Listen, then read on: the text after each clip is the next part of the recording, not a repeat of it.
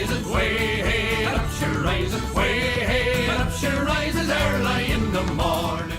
Well, folks, this is Max and Max's Models. We're here with John Kidd and he's in Toronto, Canada. I'm down in colorful Jacksonville, Florida.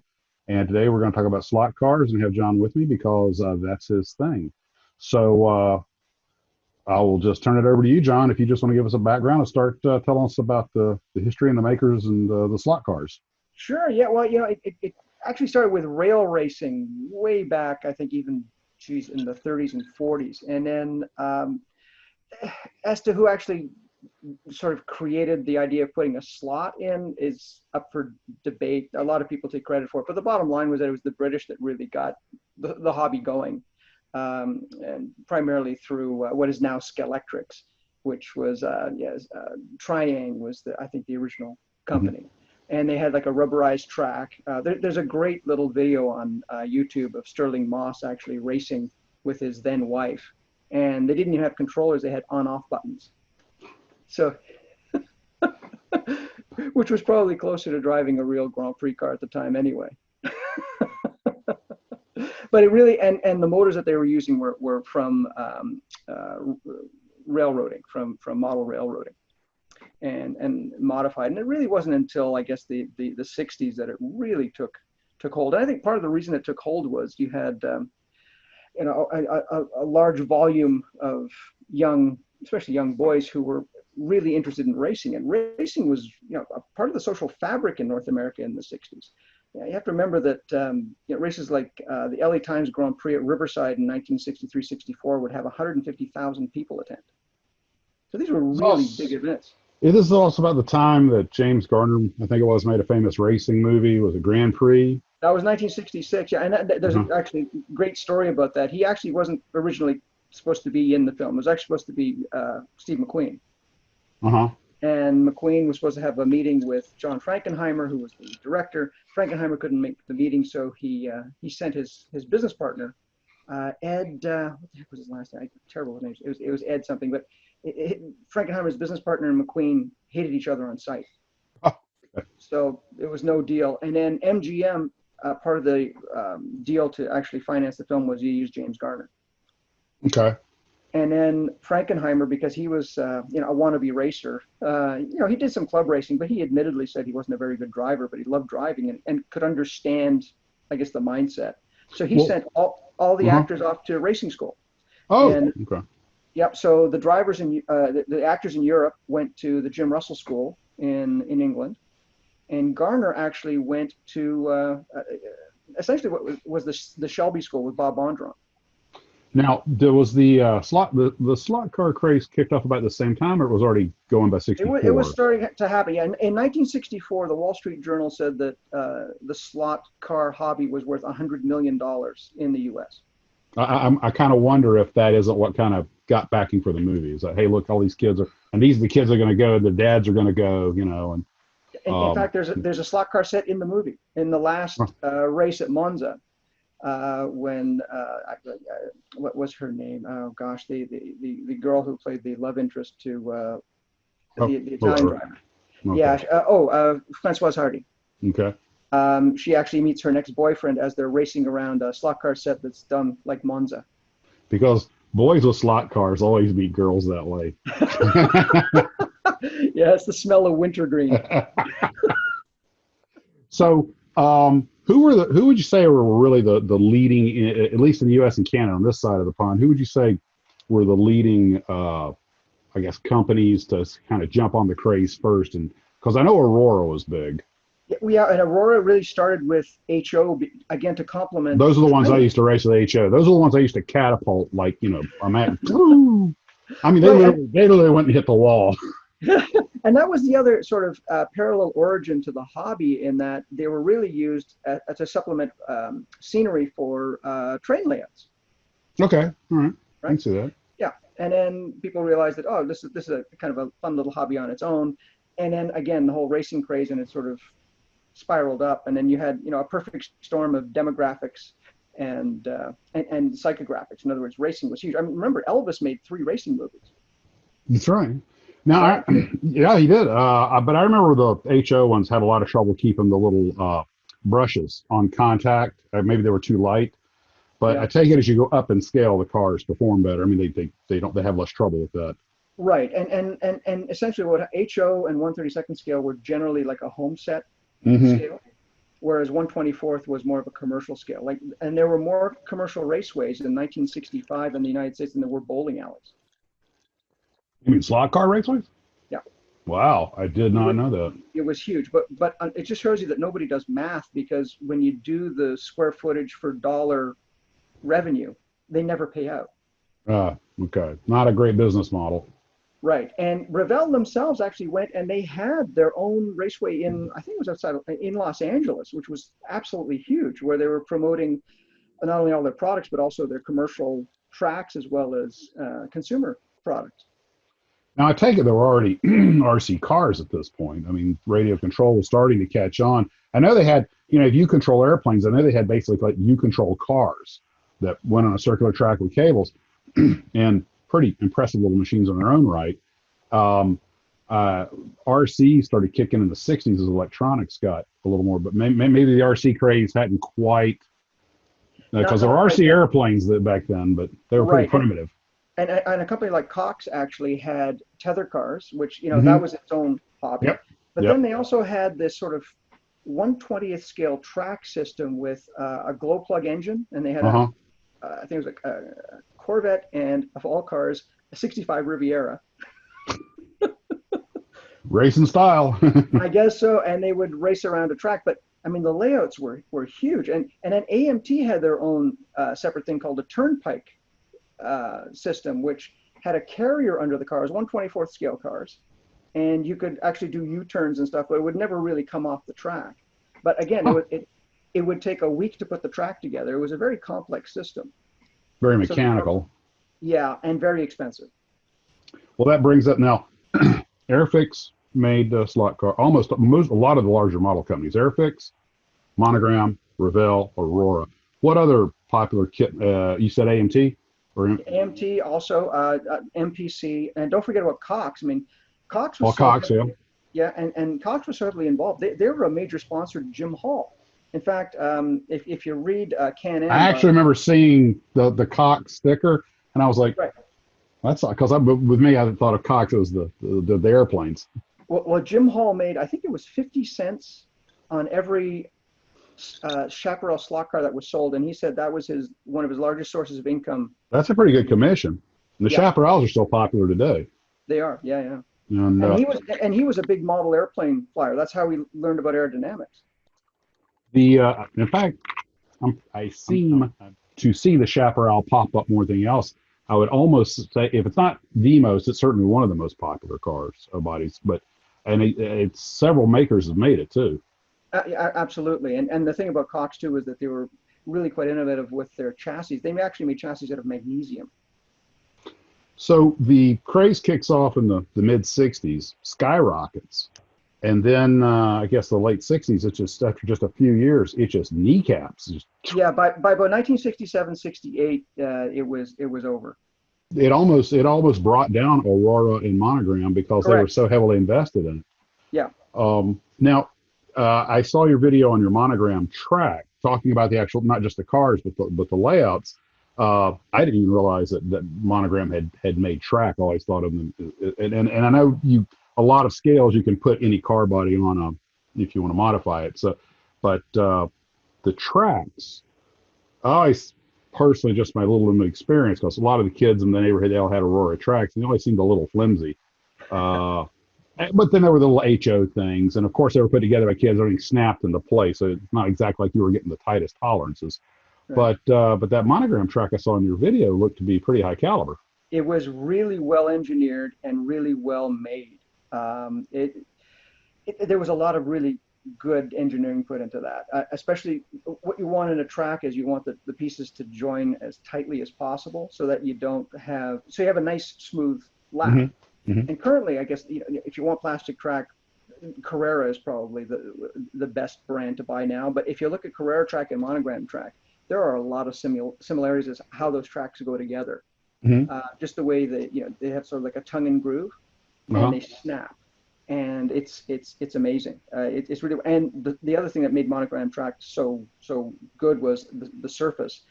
It wasn't too abrasive and it wasn't too slippery. So somebody put some real thought into it. That being said, it was really expensive, even in the day, relative to other tracks. So because there was kind of a hierarchy of slot car sets and slot car manufacturers. So tell me about that. yeah, Go up or down the hierarchy. okay, so from the low end, and if you're doing 1/32 scale, you had like Eldon, which it didn't go well together very, very well. If you're in the wrong lane, you heard like a clickety clack, like it was like a locomotive. Just above that, which was a little more expensive, would have been Strombecker. Mm-hmm. And believe it or not, the next sort of tier was Aurora. Aurora made a really good track, but again, it was relatively expensive and not very well distributed. Well, we didn't treat ours very well, so probably why we had trouble with our Aurora track wasn't the track. It was a 6-year-old, Well, 8-year-old, 10-year-old putting it together. Right, and they made a 1/32 scale track though that I guess they kind of went to school with what they did in HO, and they actually made a fairly good track. But again, not very well known or distributed or accepted in the market. And then Revell was kind of a little, in my opinion, a little above what Aurora did because it wasn't as expensive. It went together with this sort of what appeared to be like a really strange tongue and groove, but it really held together well. Mm-hmm. You get aprons and all these other. It was for the money. Revell was probably the track to get. In fact, it's been remanufactured by a company called REH for years and years and years. Yeah. Well, imitation is the sincerest form of flattery, but absolutely. So after Revell, Monogram was Skelectrics again sort of fit a little below Revell. It wasn't as expensive, mm-hmm. But it was a more flexible track. But certainly Revell gave you a better driving surface. So I'd put Revell above Skelectrics or even Airfix. There was VIP again. There are 3 British brands that VIP really never really took off because it was just pretty obscure. And then the top was Monogram in my opinion. I think they made the best track of the era. Who's making track now besides the one you mentioned? Right now, you've got Skelectrics, which is still making actually a pretty rigid track. You actually have new companies that are coming in, like Polysteel, which is a chap out of Italy, who's produced a brand new track that looks really, really good. But there was also SCX. There was Ninco, who came in. It must have been early 2000s, and then of course the sort of taking technology from again the train folks and using digital technology so that you could have 2, 3, or sometimes 4 cars in one lane that could actually race each other. So were there? Oh, go ahead. Yeah, so it's but again, I imagine just like train. The great thing about the train folks is that they've actually standardized their digital, I guess. The DCC format, you mean? The DCC right. format, yeah. Uh-huh. Yeah. Unfortunately, that hasn't happened in our hobby. There's a whole bunch of different types. In fact, there's even an outlier called Oxygen that does their own kind of thing, and so they're not compatible. Yeah, exactly. Yeah, okay. So you have to pop the chips in and out, and then you have to program. Personally, I'm just an old analog guy. I just stay in your lane, pull the trigger, and off we go. Right, pretty much, yeah. What but either about, way, you can enjoy the hobby in a whole bunch of different ways. Sorry to interrupt. Oh no. What about? I'm not familiar with any of them that came out of Japan, and Japan was huge in making toys at this point. This was Tamiya, and all these companies are really getting kicked off.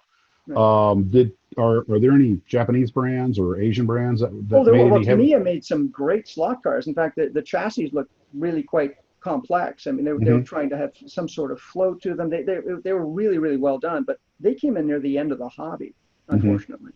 And in fact, though, I think it was 5 or 8 years ago, they actually reissued a lot of their old 60s bodies. There was a Lola T70. What else did it? I can't remember. Lotus 40. And both, that was a 1/24th scale. And then they did the Ferrari and a Lotus 40 in 1/32 scale, which I have, the shells, which were really kind of cool.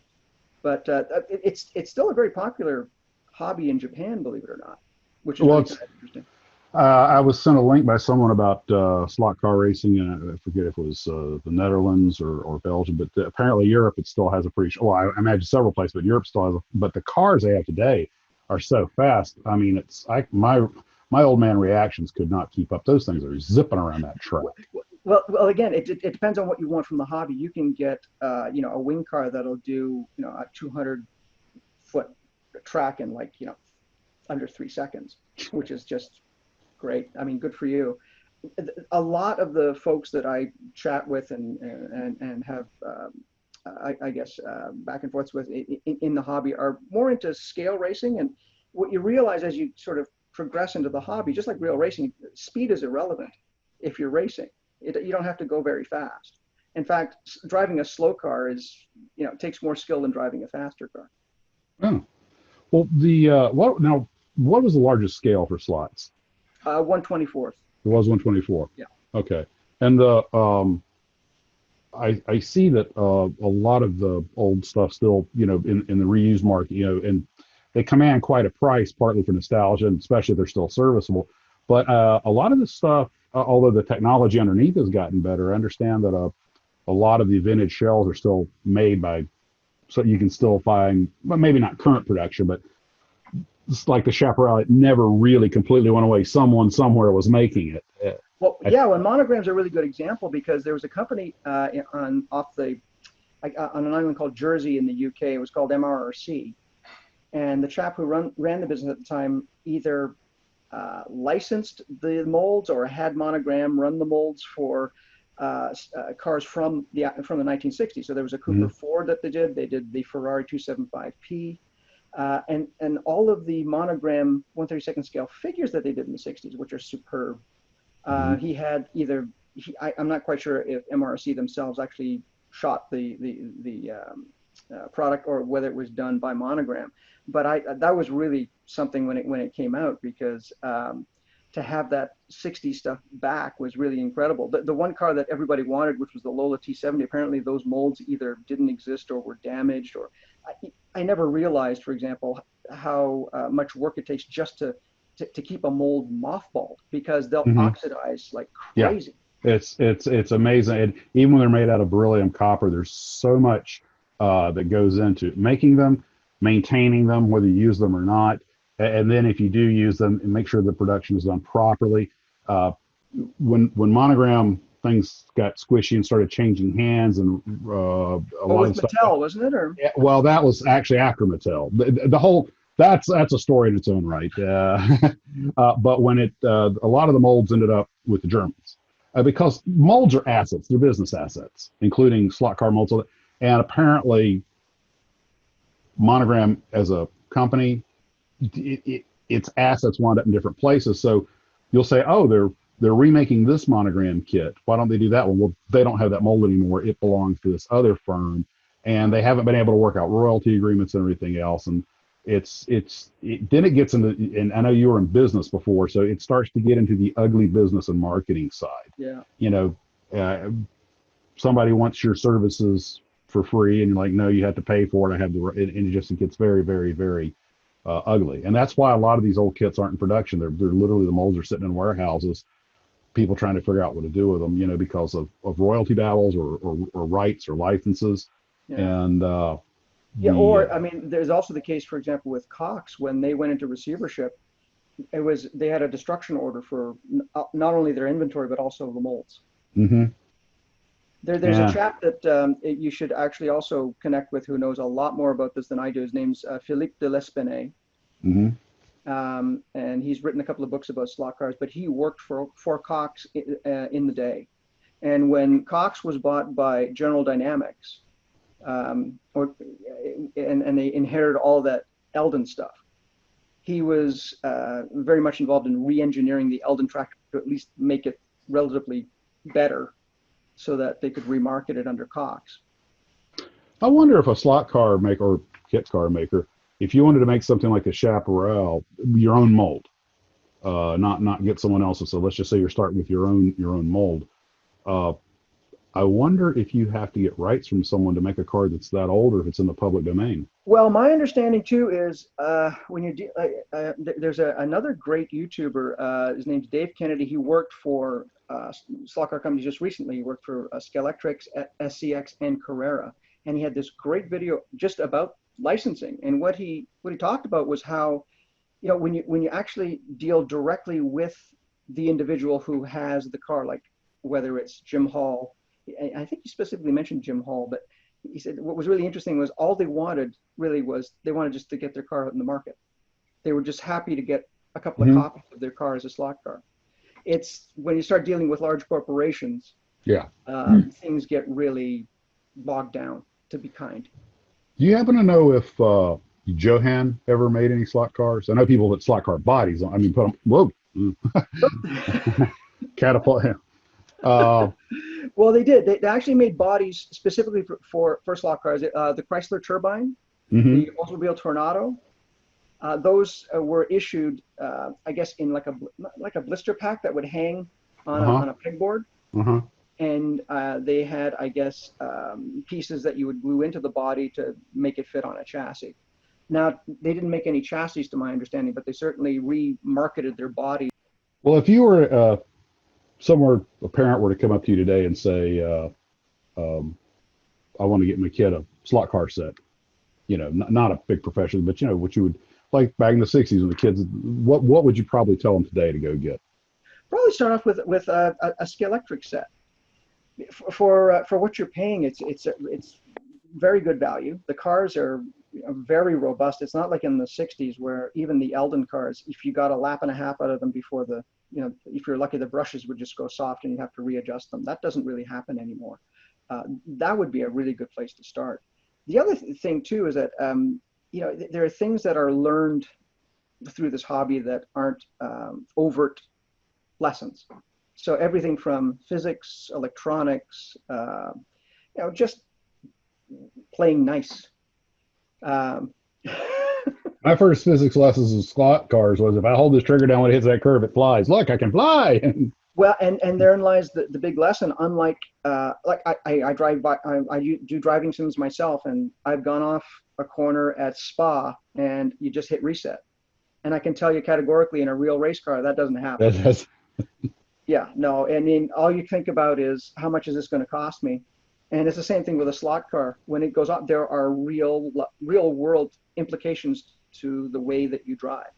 And there are lessons there that don't go unlearned. That brings up you mentioned the cost. How much is slot car? I don't even have a clue what a slot car costs these days, or a good one or a bad one. Yeah, they're between 50 and up. I mean, you can buy it depends if you want to go digital or not, but a digital car is 50, 60, 70 bucks Canadian, and probably less in the US. And then if you want something that's more playable, I mean, you can get some for as little as $30 US. Okay, well, it's, for the person who's more serious about it, I guess they would already know because they would already be into the sport. But do the prices get extravagant, or they stay around $100 ish? Well, they can, especially if you start sort of componenting out your car. If you want a better motor, or you want aluminum wheels and urethane tires, and it's like anything else. The ready to run car is kind of like the entry drug. Yeah, the starter drug, and then once again, as more people sort of appreciate that, it's more like driving a real race car than most people think, because there's a saying when you're racing is that the steering wheel is there for mistakes. When you're rotating a car, you're really driving the car with the throttle and the brake, and that's all you really have with a controller. You have the throttle when you pull back, and then when you release it, the circuit reverses, and the motor then becomes a generator and brakes the rear wheels.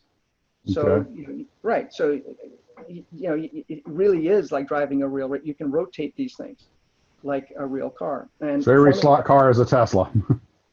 Pretty much. I would be surprised if Elon Musk doesn't have a slot car set. Well, on that note, I want to thank you for taking time to talk to me today. Oh, my pleasure. Thank you. Anytime. Listen, thank you for being on my channel as well. That was great fun. Oh, it was.